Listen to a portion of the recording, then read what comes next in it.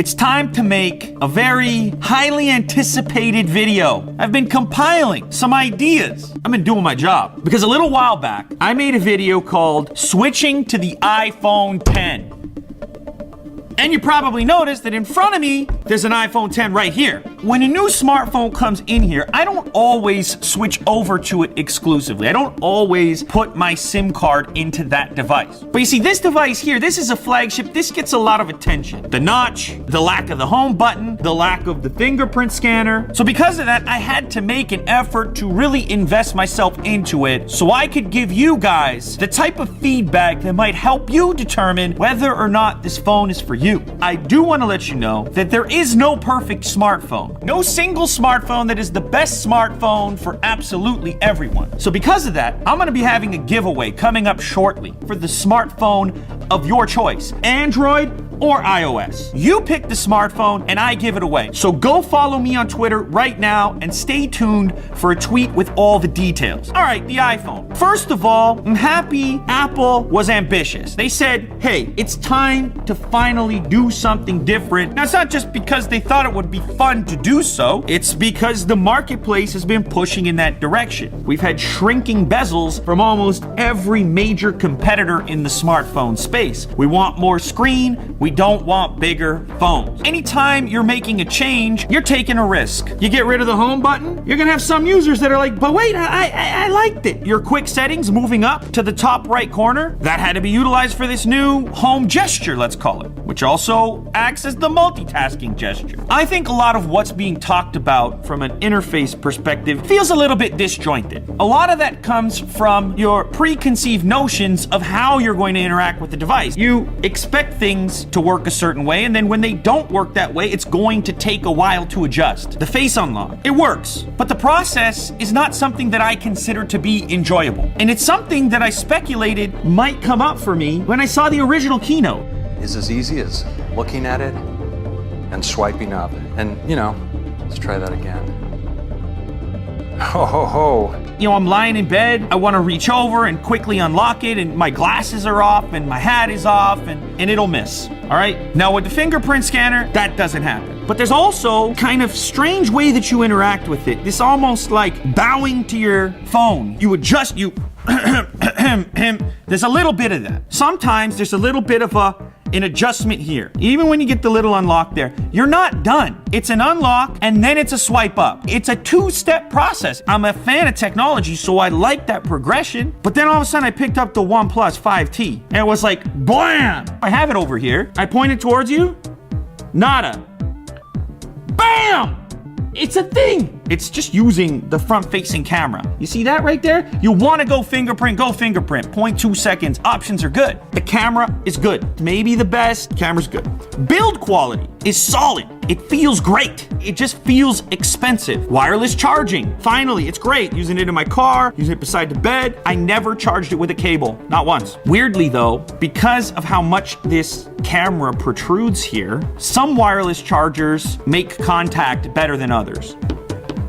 That camera hump rears its ugly head as well. The speaker, the second loudest speaker that I tested on a smartphone after the Razer phone, which is huge and has these giant speaker units. I want to give you the backstory on how I got to this phone as my daily driver. Galaxy S8, moved on to the S8 Active, bigger battery, to the Pixel 2 XL. We got the fancy wallpaper with the waves coming in beautifully. Took the SIM and I put that into the Razer phone. My goodness, with the 120 hertz, yes! That's what it should look like. Comes at a cost because you're not getting an OLED display. You gotta have the OLED.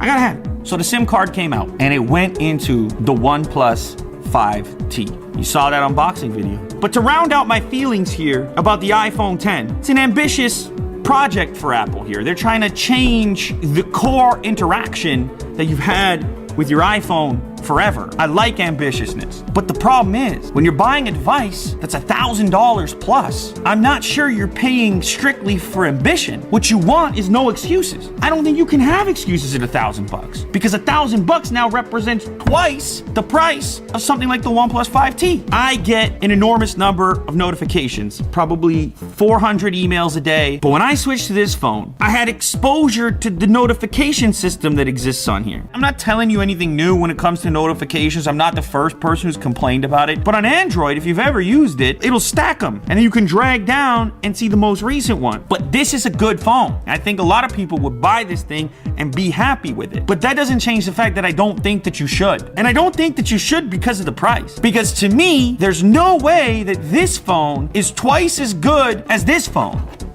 That's the OnePlus 5T. It's not 2 times better. This is $499. Snapdragon 835. Dual lens system with portrait mode. Fingerprint scanner that works in 0.2 seconds. Facial recognition, which works way faster than the iPhone. Dual SIM card tray instead of single. A headphone jack for the headphone lovers, because why not? Slightly less pixel density, but still OLED, 6 inches. I've been showing this display to people. I put this display, and this display. Almost everybody picked the OnePlus display. These are all nice displays. The trouble is there's only one phone in here that's $1,000 and up. Only one. Android phones are getting good. The competition that exists is driving the price of better down. That's an S8 just below $600 probably on Amazon. That's the OnePlus 5T, $500. And this on the far right is of course the Essential phone, $449. It's a lot more competitive now. I know. In this audience right here, there are die-hard iOS users, and I respect that. And I know there's value there for you as an individual. You could get a OnePlus 5T and an Xbox for less than the iPhone. You could get a OnePlus 5T and an extra one as a gift for your spouse. You could get a OnePlus 5T and a plane ticket for a vacation for less than the iPhone. It's my responsibility to bring light to that. This phone is not 2 times better than that phone. I'm sitting here because you guys trust me to tell you what I'm thinking. I just can't tell you to buy this phone. My recommendation is to not buy the iPhone 10. If you look around, you will be amazed at what's happening at half the price. What I want you to do is leave a comment down below and let me know what you're gonna do with that extra $500 in your pocket. This episode of Unbox Therapy has been sponsored by GoDaddy. You've probably heard of them. It's the place where you might have registered a domain in the past. And now they've got this new thing called Go Central, so you can very easily build your own website, probably in under an hour. Now here's the thing, you can use Go Central on a laptop, on a desktop, but also on a mobile device. You could be sitting there in a coffee shop on your smartphone, setting up your new project. Head over to the link down in the description for a 1-month free trial, and there's no credit card needed for that trial. So you can mock up your own website and you can do it for free thanks to GoDaddy. And because of their sponsorship, we're able to give away a bunch of smartphones. In fact, 3 smartphones that I'll be giving away on Twitter. So go follow me there, and the smartphone is gonna be your choice. If you happen to win, it could be any of these. It could be a Pixel 2 XL, it could be the Razer phone, hey, even the iPhone 10 if you think it's perfect for you, or even ones that aren't here. If you win this giveaway, you might be building your website on this device right here. Full details are gonna be on my Twitter, so like I said earlier, make sure to be following me there. And let me know in the comments, if you win, which one will you pick?